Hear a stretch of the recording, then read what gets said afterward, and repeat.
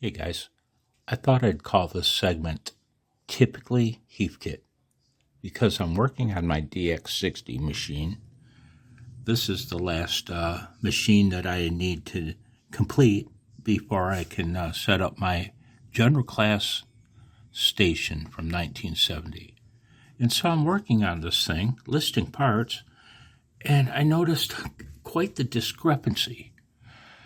I'm going to show you a few things now, and the item I'm talking about will be in the center of your screen, okay?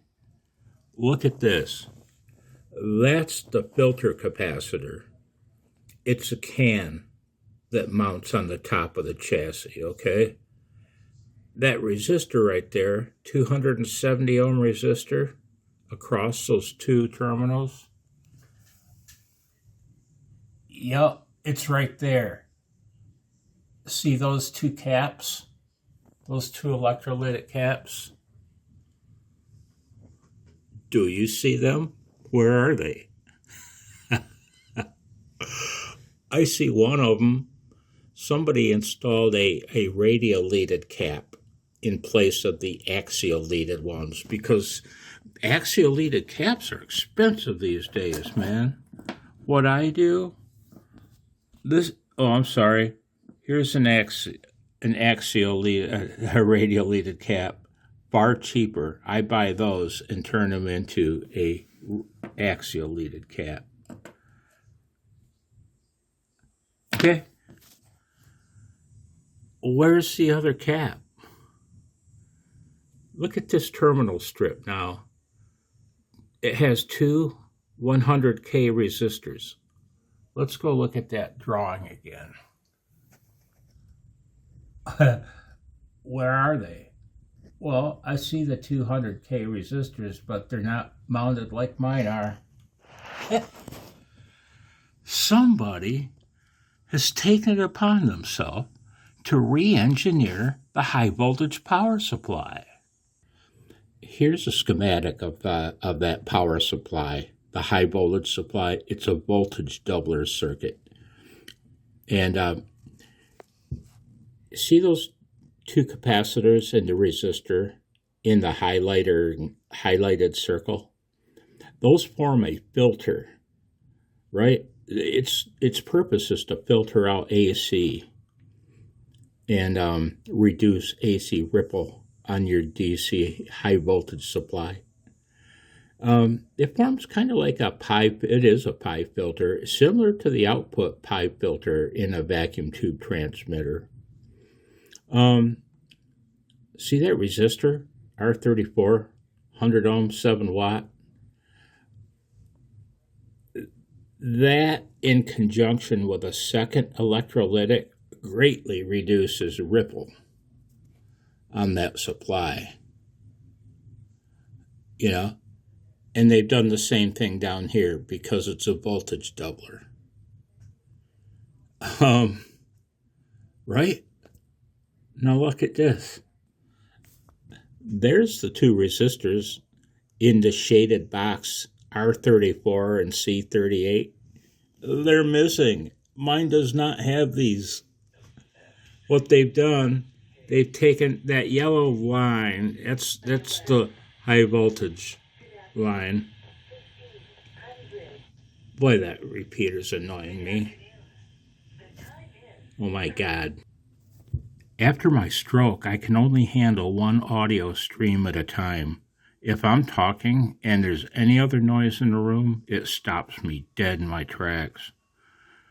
If I were listening to you and somebody turned the TV on, I'd come unglued. I have come unglued. Mine doesn't have those parts. And you can follow the yellow highlighted line. That's the connection mine does have. After only one stage of filtering, one filter cap? Why? Why? Oh, why did they do this? You get a little more high voltage out of it, I suppose. You might pick up 50 volts, but was it done in a desperate attempt to wring a few more watts out of this thing, or what? It just doesn't make sense. There's no reason to do such a thing. And if it did net you a few extra watts output power, what about the hum? What about the hum? I've got to replace these old school silicon diodes. I'm going to put modern ones in it. But I'm going to order the parts today, and I'll talk to you later. I hope you're well. Sorry about all the bullshit. Sorry about the shakes. Sorry about whistling my S's. I'll talk to you later. Bye, guys.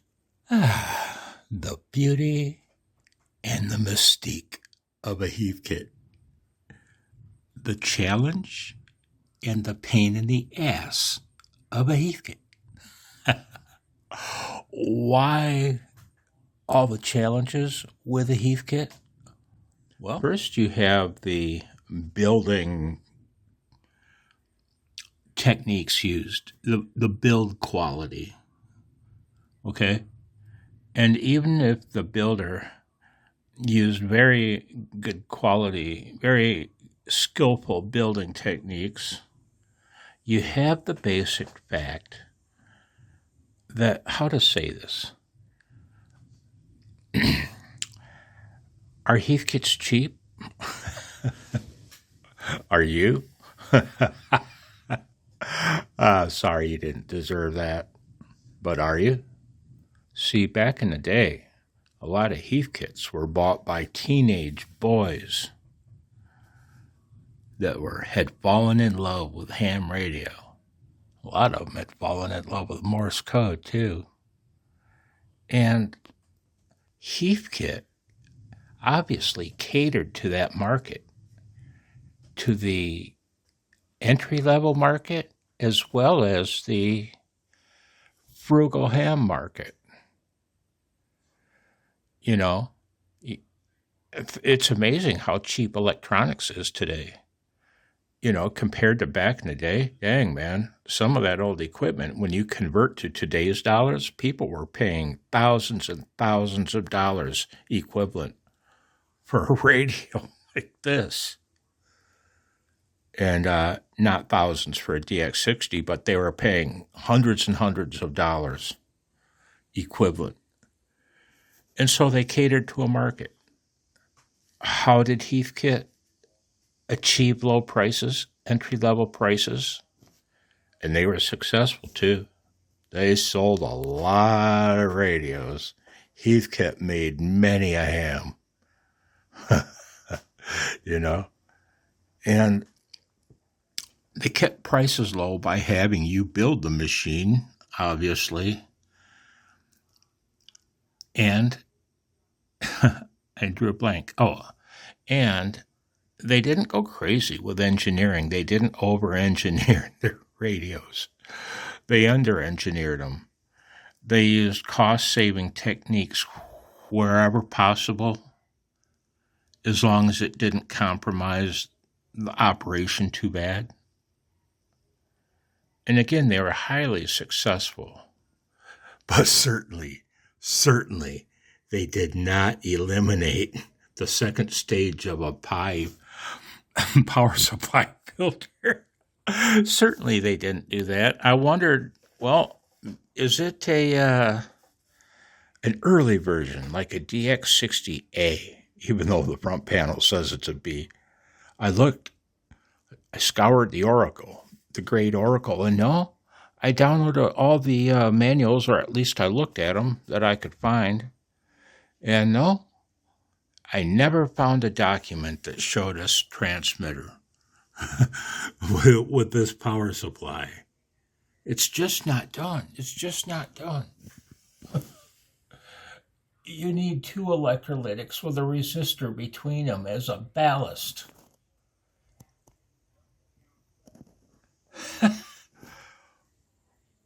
And so the challenge and the mystique of a Heathkit, also, you run into the mod-happy people. Heathkit didn't build a whole lot of superfluous features into their equipment. Even some of the nicer features got left out. Right? It did. And hams are hack happy anyway. We hams are hack happy. I know I am. I'll hack anything you give me. I will. I have a golden screwdriver. I have several of them.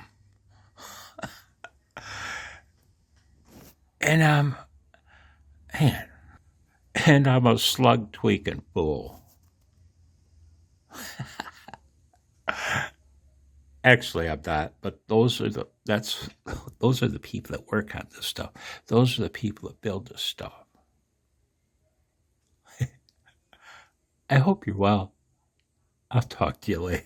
I think I've got it out of my system now. Now I can order my parts and get on with life. I'll talk to you later. Oh, by the way,